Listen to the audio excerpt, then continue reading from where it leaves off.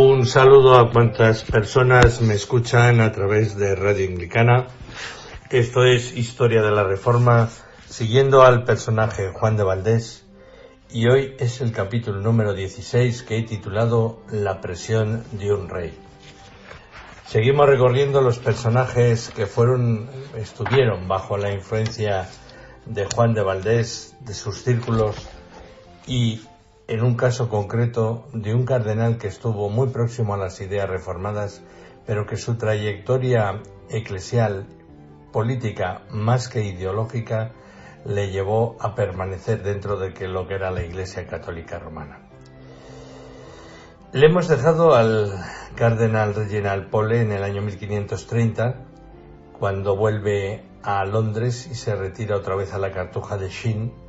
Pero la muerte del cardenal Thomas Bosley, que vivió de 1473 a 1530, tras ser acusado de alta traición por Enrique VIII, cambia la coyuntura para Pole.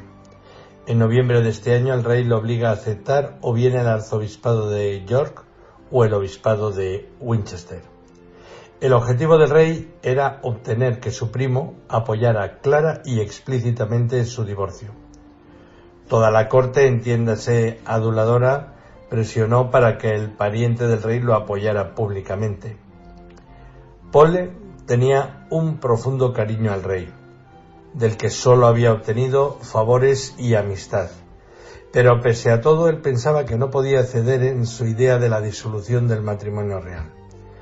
Retrasó lo que pudo el encuentro real, pero al final se encontró cara a cara con el rey en el palacio de York. Su versión con los palatinos pro divorcio era que tendría que haber alguna postura intermedia, pero los acontecimientos se precipitaban y ya no había salida.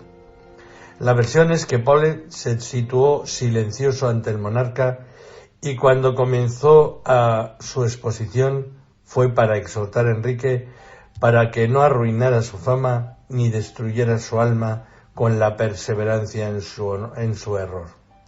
El rey, furioso, se llevó la mano a la daga y le dijo: «No te mato porque eres de mi familia». Para Enrique VIII todas las decisiones que tomaban le inquietaban mucho y no siempre veía claro romper con Roma.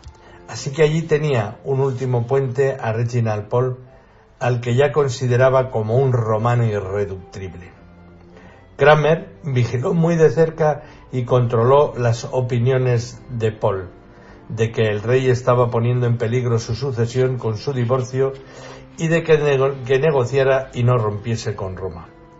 Pero aquí, ya cerca del rey, estaba Thomas Cromwell, que vivió de 1485 a 1540, a quien Pole lo consideraba el emisario de Satanás, por impulsar la ruptura con Roma e introducir el protestantismo más puro desde su puritanismo beligerante. Pole asistió contrariado a todas las asambleas eclesiales que conducían a la supremacía del rey sobre la Iglesia, siguiendo con la idea prorromana. Pero al final se proclamó el acta de la supremacía en el año 1534, por la que Enrique VIII sería en adelante cabeza suprema de la Iglesia. Ante lo que suponía esto de ruptura definitiva, Pole huyó a Padua. Para evitar las presiones colaterales por el poder de Cromwell, escribió al rey para suavizar la situación y pedirle dos cosas: que le permitiera dedicarse al estudio de la teología en el continente y permanecer alejado de la corte. Le dijo también en esta carta al rey que si volvía a Inglaterra y tenía que asistir al Parlamento, su opinión iba a ser más para dividir, si intervenía, que para conciliar con las ideas del rey. Así que en enero de 1532 el rey le dio su placet. En ese año se instaló en Padua, pero con continuas visitas a Venecia, donde volvió a la carga contra el divorcio de Enrique VIII. Eso sí, todavía de una manera muy ponderada, muy inglesa: pidamos de él por nuestro rey que el Señor le dé cordura. En Padua se centró en el estudio de la cultura antigua, griega y latina, con el profesor Lázaro Buonamici, que vivió de 1479 a 1552. En Padua, Pole conoció a los amigos de su vida otra vez y se reencontró con ellos. Gaspar Contarini, que vivió de 1483 a 1542, y Ludovico Priuli, que pertenecía el primero a la familia de los dogos venecianos que en esos años gobernaban la Serenísima, los Contarini. También aquí conoció Gian Pietro Carafa, el futuro Pablo IV, y a Ludovico Baccadelli, que escribió La vida del cardenal Reginald Pole. En el año 1533 se produce el matrimonio de Enrique VIII con Ana Bolena y es desheredada a la princesa María Tudor. El emperador Carlos V pensó en Pole para casar a María, a su sobrina, con él, hasta incluso casarlo con Catalina y restaurar la casa Tudor católica y quitar del medio a Enrique por excomulgado. De este modo se unía la sangre real de Castilla con la realeza de los Plantagenet, y así se restauraría un reino prorromano y proimperial. Los Plantagenet, York, Tudor y Trastamara, todos unidos. La situación se tornó muy grave en Inglaterra por la ruptura de facto con Roma y consecuentemente entre el catolicismo, y crecía la amenaza de la guerra civil. Enrique VIII hizo que no hubiese disidencia y que los nobles lo apoyaran. A finales de 1534, aprovechando la visita de Thomas Strake, capellán en Padua, portó una misiva al rey para Pole solicitando respuesta a dos cuestiones: la licitud del repudio de Catalina y saber si la institución papal era de derecho divino. Esta carta le llegó a Pole en Venecia, pero pidió tiempo para contestar a un tema tan grave. Una segunda carta fue enviada en diciembre de 1534, redactada por Cromwell con la insistencia de que contestase.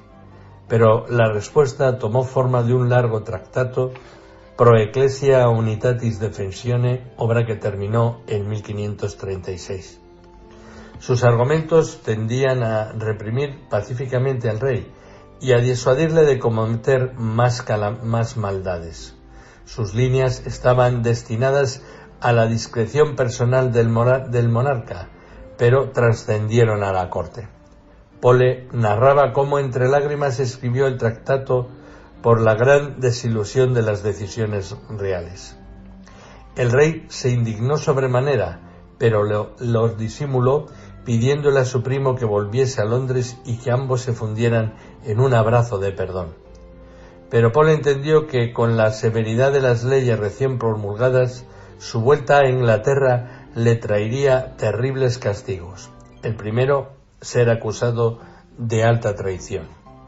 Su familia le pedía que volviese y diera la cara ante su misericordioso él, pero él, haciendo caso a la sabiduría de los italianos, entendió que de ninguna manera podía volver. Mientras, Pablo III preparó un concilio de cardenales que tratase de la reforma interna de la Iglesia Católica Romana, empezando por la curia, que junto con el Papa estaba totalmente desacreditada. El Papa llamó a Pole para que asistiera como gran erudito que ya era en ciencias eclesiásticas. Así que, juntamente con el cardenal Contarini, prepararon un documento que en 1538 apareció con el nombre de Concilium Delectorium Cardinalium. Con esto, el destino de Pole se une ya al cuerpo de los cardenales romanos. Todavía Pole era un laico, pero después de la publicación del documento, el Papa decide que se ordene al menos de diácono y pudiese nombrarlo cardenal. El inglés se asustó sobremanera y pidió al Papa por piedad, al menos para que su familia de Inglaterra no sufriese represalias, se abstuviera de elevarlo a la dignidad cardenalicia. El Papa cedió un tiempo, pero sus amigos cardenales insistieron ante el pontífice para que no se desperdiciase a un hombre de tanta valía. El chambelán papal fue enviado a informar a Pole de su nombramiento y se le recortó la tonsura eclesiástica en su cabello, símbolo de un nuevo estado eclesiástico.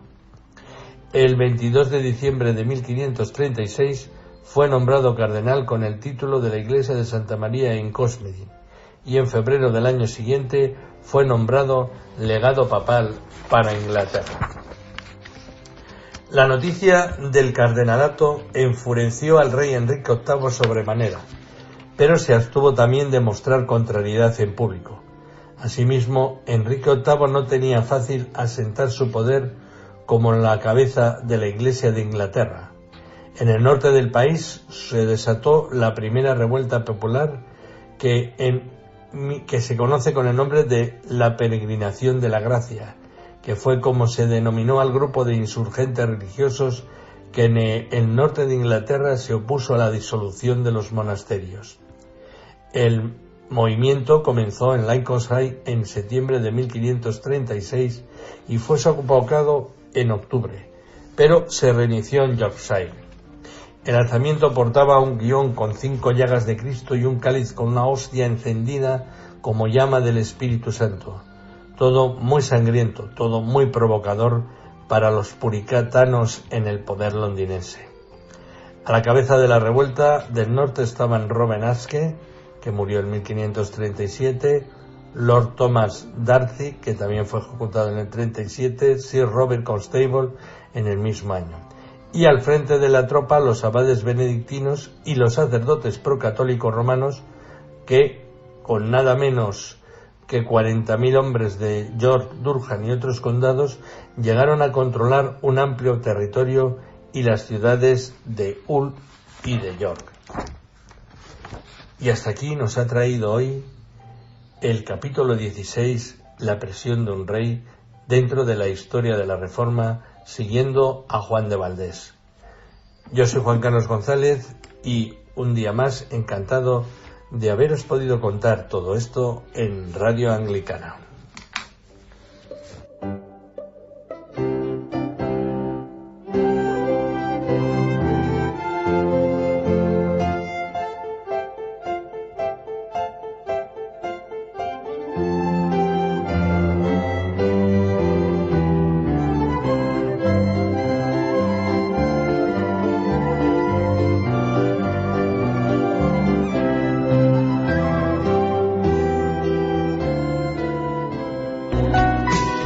Esta es Radio Anglicana, transmitiendo vía internet en www.radioanglicana.es.